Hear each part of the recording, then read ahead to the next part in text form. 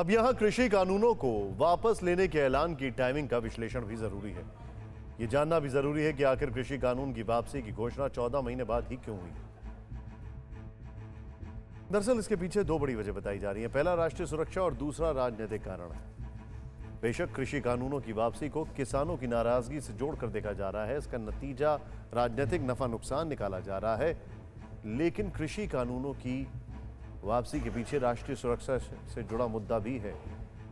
हम ये ऐसा इसलिए कह रहे हैं क्योंकि किसान आंदोलन का जन्मदाता पंजाब बॉर्डर स्टेट है और किसान आंदोलन के बहाने पंजाब में अशांति की साजिश रचने की खुफिया जानकारी सामने आ रही थी। इनपुट था कि कुछ देशद्रोही ताकतें इस आंदोलन के जरिए साजिशें रच रही हैं।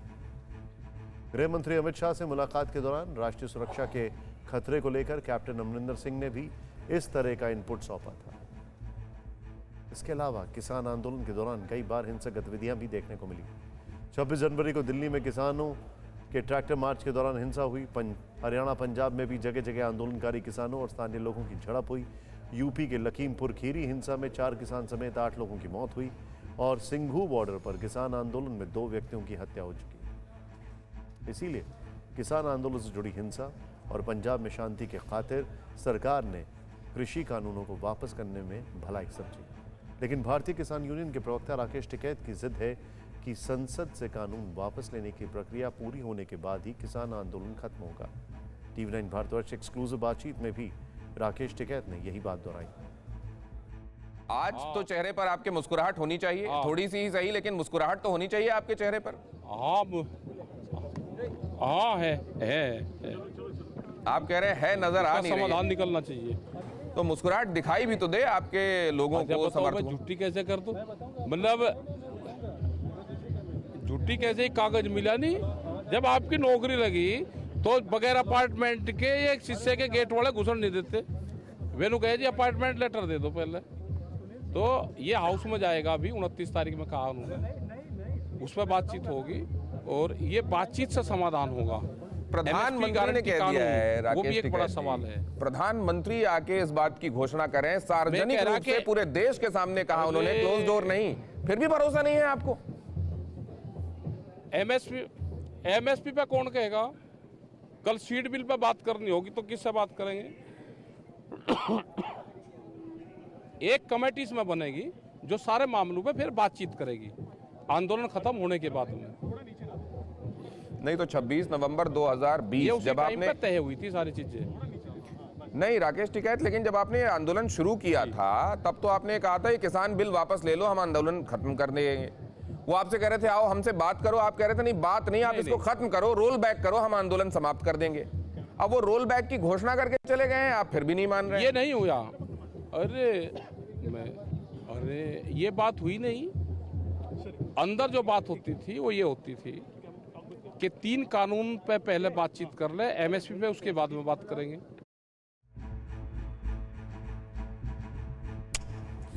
क्या कहा जाए इनको? हजारों ख्वाहिशें ऐसी कि हर ख्वाहिश पे दम निकले। आपको बता दें कि 10 दिन बाद यानी 29 नवंबर से संसद का शीतकालीन सत्र शुरू होगा। लिहाजा राकेश टिकैत की संसद से कानून वापसी वाली बात पर गौर करें तो भी किसान आंदोलन अगले 15 से 20 दिनों तक ही चल पाएगा। इसलिए किसानों ने आंदोलन को जिंदा रखने के लिए एमएसपी पर कानून गारंटी का मुद्दा उठाया, लेकिन इसका अंदाजा सरकार को भी है। लिहाजा एमएसपी कमेटी पीएम मोदी ने अपने संबोधन में एमएसपी को और अधिक कारगर और प्रभावी बनाने के लिए एक कमेटी के गठन का भी ऐलान किया। इस कमेटी में केंद्र और राज्य सरकारों के प्रतिनिधि तो होंगे ही, इसके अलावा किसान, कृषि वैज्ञानिक और एग्रीकल्चर एक्सपर्ट भी होंगे। ऐसे में अगर आप अब एमएसपी या किसी दूसरे मुद्दे को लेकर किसान आंदोलन को आगे खींचने की कोशिश होती है तो सरकार के लिए फिक्र की बात नहीं होगी। अब आपको यहां एक और बात बता दें कि 5 राज्यों में चुनाव से पहले पेट्रोल डीजल के दाम में कमी के बाद सरकार ने कृषि कानून की वापसी का ऐलान कर विपक्ष के हाथ से एक और बड़ा मुद्दा छीन लिया। इसीलिए अब विपक्ष कह रहा है कि 5 राज्यों में चुनाव के डर से सरकार ने कृषि कानून की वापसी का फैसला लिया। वो आज माफी मांग रहे हैं जब 600-700 किसान शहीद हो चुके हैं। क्या ये देश समझ नहीं रहा है कि चुनाव आ रहे हैं? उनको लग रहा होगा परिस्थितियां ठीक नहीं हैं। विधानसभा के चुनाव जो हैं उनका सर्वे आया है, उसमें उनको दिख रहा है कि परिस्थितियां ठीक नहीं हैं, तो अब चुनाव से पहले वो माफ़ी मांगने आ गए हैं। केंद्र सरकार ने उन विवादित कानूनों को अति देर से वापस लेने की घोषणा की, जबकि यही फैसला बहुत पहले ले लेना चाहिए था केंद्र की सरकार को। किसी की झूठ की माफी नहीं चलेगी। जो लोगों ने माफी मांगी है वो लोग हमेशा के लिए राजनीति छोड़ने का भी वचन दें। ये सोच रहे हैं कि दिखावटी माफी मांग करके ये फिर से या दोबारा आएंगे, ये जनता इनको समझती है।